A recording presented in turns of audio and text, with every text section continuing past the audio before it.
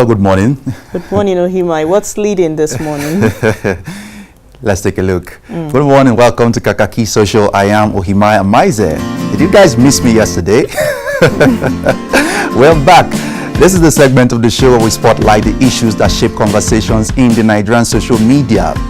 Another day, another NYSC scandal.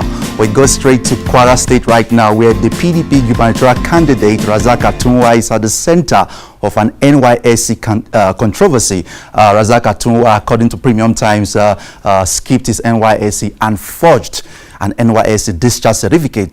That issue has refused to die in the Nigerian social media. It's been on for the past few days.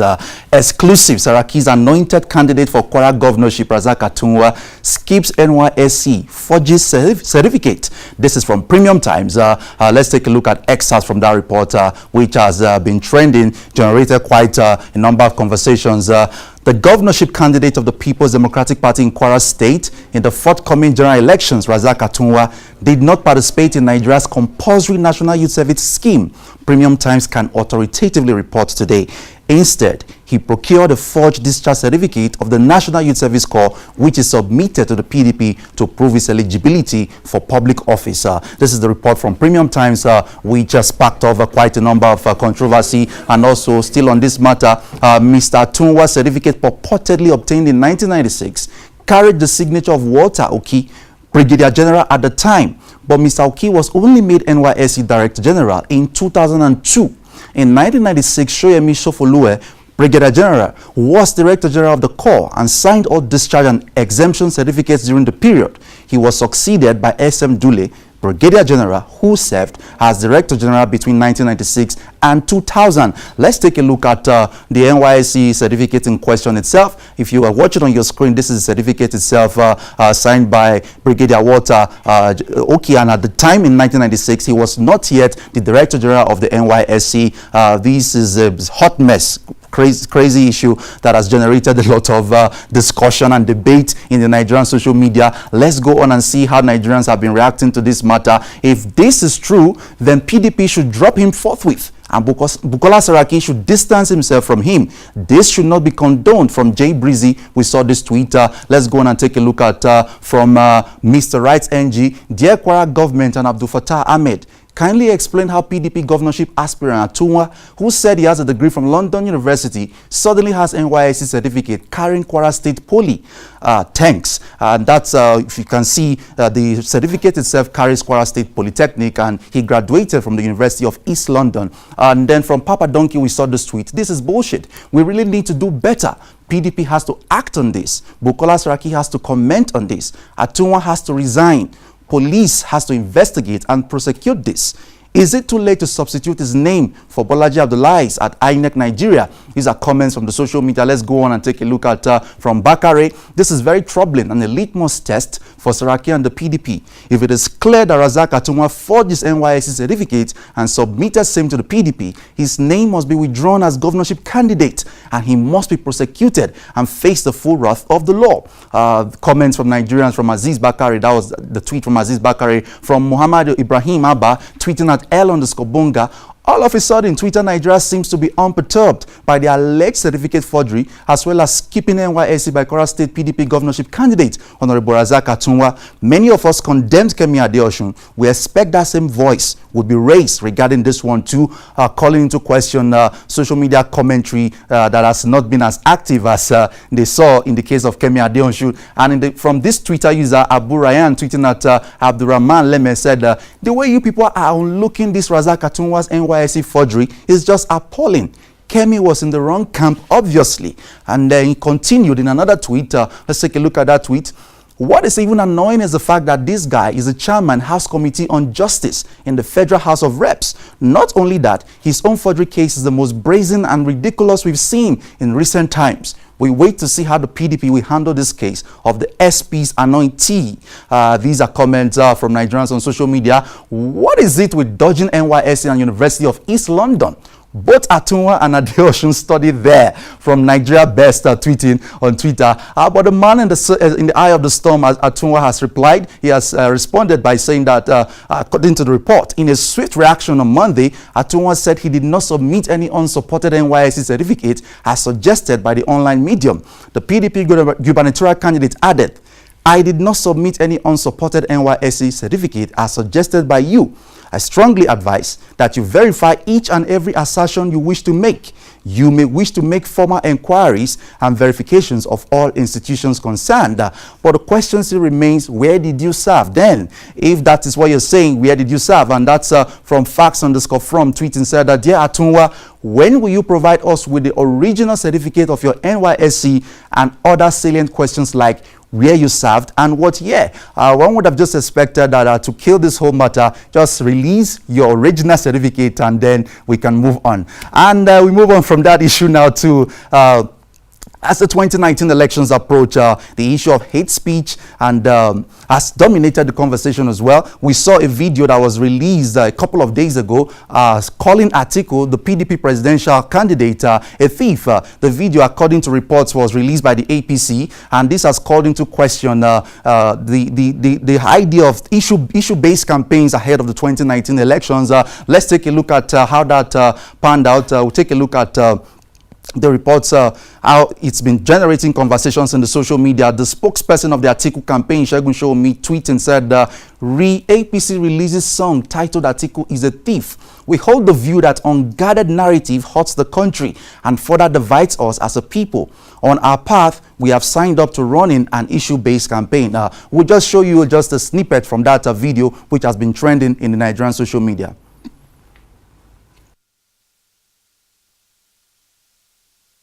Naija, they won't carry us go back to Egypt to shine your eye. They won't steal our commonwealth. No vacancy. Niku. The video is actually worse than that, calling Atiku a thief, and it's been trending on the social media. We just brought you a snippet of that. And then from this Twitter user, Richard_Uku, a key comes rule: never cite the negative language used against you in the rebuttal. E.g., Ronald Reagan's "I'm not a crook" made things worse for him. Your message denouncing negativity is good, but referring to and repeating the Atiku is a thief line only draws attention to it. This is responding to Segun Showomi, who brought the issue to attention by denouncing it. And from Obimi one, if they like, let them release video of Atiku robbing CBN with AK-47. We will still vote them out. These are reactions to that matter. And from Twitter user Believe_Stanley, but he wasn't a thief when he was in their camp. If they were smart as they thought, they realized they are using their own resources to make Atiku more favorable to the masses. It only shows how weak the APC strategies have become.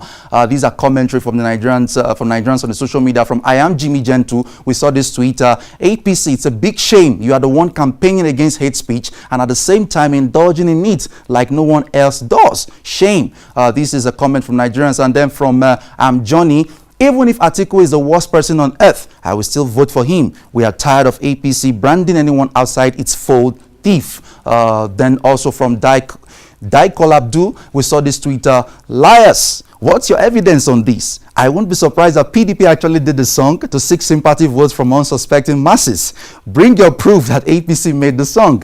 Quite interesting perspective on this matter that has been trending. And again, Segun Showomi came back to tweet and said, it is better to sing about your achievements if they exist than to sing slander against opponents. Atiku's message to his supporters remains: when they go low with abuse, we must clean up the political space with issues. To get Nigeria working again is a job that must be done.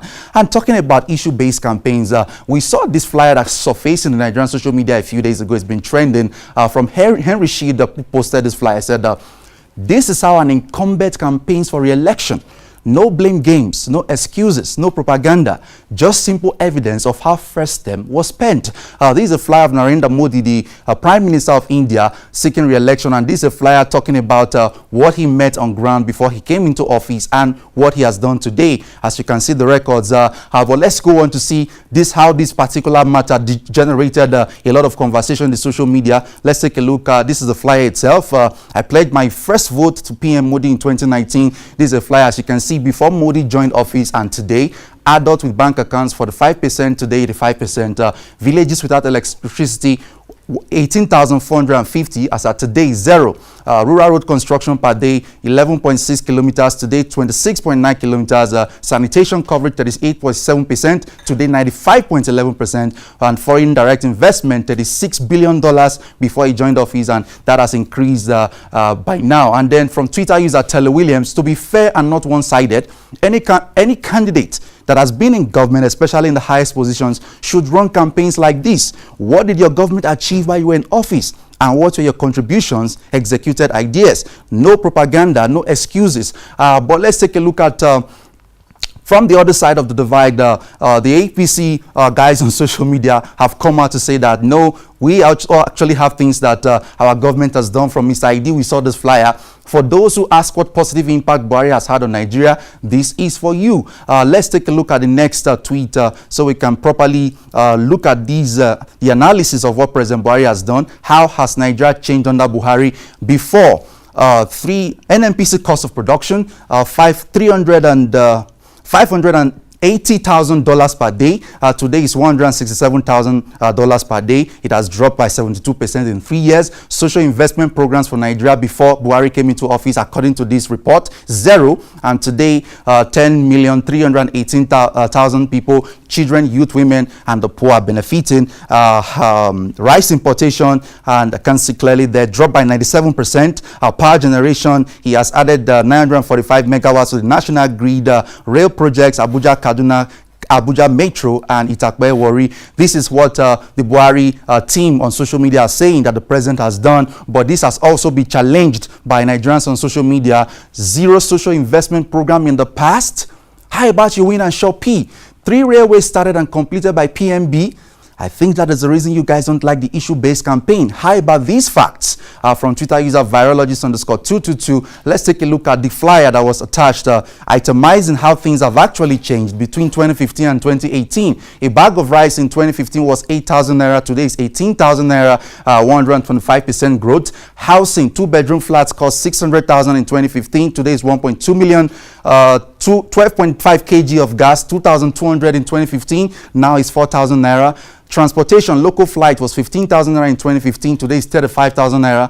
Petrol was 85 naira per liter. Today is 145 naira. Movie ticket was 1,000 naira. Today is 2,500 naira. Sanitary pad was 100 naira. Today is 400 naira. Tube of yam was 400 naira in 2015. Today is 800 naira. Vegetable oil was 6,500 naira. Today is 13,000 naira. And a bag of cement that was 1,000 naira in 2015 is now 2,570 naira. Between 2015 and 2018, the cost of living has been at an all-time rise for the average Nigerian with no end in sight. So these are the conversations Nigerians are having on social media ahead of the 2019 elections. The man you're seeing on your screen is Abayami Shogunle. He is the head of the Public Complaint Rapid Response Unit of the Nigerian Police. He tweeted something that has generated a lot of debate in the social media. Let's take a look at what he tweeted that sparked off a lot of reactions. He said, "Don't buy a used mobile phone or accept one as a gift. Most of the used phones on sale in Nigeria are from pickpockets, burglars, and armed robbers. NPF will recover all reported stolen phones. Receiving stolen property is a crime. That you bought it at open market is not a defense. Avoid wahala. Hashtag YS Guide." This is what he tweeted, and Nigerians have been reacting to this. Let's take a look at the comments that followed these tweets. Let's take a look at from Sammy_Mock. It is a defense, actually. Buying in open market is called market overt. Get a law degree first before giving legal advice. Let's go on and see more reactions to this issue. If you buy a phone that has been used, or you could be arrested for buying a stolen phone, the police spokesperson said, "My brother, in criminal law, if you are in possession of a stolen property, the presumption in law is that you stole it or received it knowing that it was stolen. That presumption is unrebutable. Market overt principles doesn't apply in criminal law." From Barchudi Chukudi Ayan Watcher tweeted these. Let's take a look at more reactions to that tweet that was generating conversations in the social media from D_Martian X. In other words, it's like he's saying, if you can't buy a brand new phone, don't buy any phone at all. Or if one wants to buy a used car, the same premise will now apply. then there will be absolutely no market for used goods that still have resale value. Nigerians discussing the tweet of Yomi Shogunle claiming that if you buy a used phone, you could be arrested for buying a stolen property. Let's go on and take a look at more reactions to this matter. I have a problem with your tweet. A Twitter user, Olaiwola Shei4, tweeted in response to Yomi Shogunle, and this was how he responded to that Twitter user. Let's take a look at what he said. It is allowed. However, don't just stop at that. Make sure you go ahead and do the contrary to my tweet. Please come back here to tell us the outcome. Cheers. This was how he responded to the tweet disagreeing with what he said. And from Sega Link, the guy behind the End SARS movement, he is simply trying to save you from embarrassment. Avoid patronizing that market. Chances are that 95% of the phone tagged London used were bought from armed robbers. Once you activate such with your SIM, you will be tracked and arrested. You will be culpable. The fines are heavy. That is from Sega Link. And of course, Vice President Osibanjo was at Celebration, and Femi Kuti told him, I will not support you because of my father. Let's take a look at that video as we wrap up this segment of the show.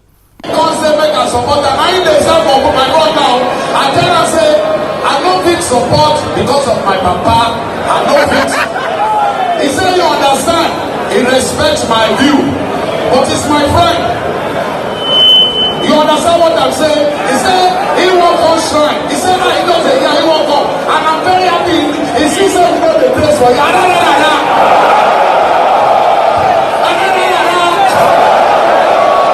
When initially, the person said, he won't say this place be like this. It's great. And our country will be greater. No matter what happens, this country will be great and will be greater. And all of us who are here, all of you who are here, you too will be great in this nation. All of you will be great in this nation. Everybody say, yeah, yeah.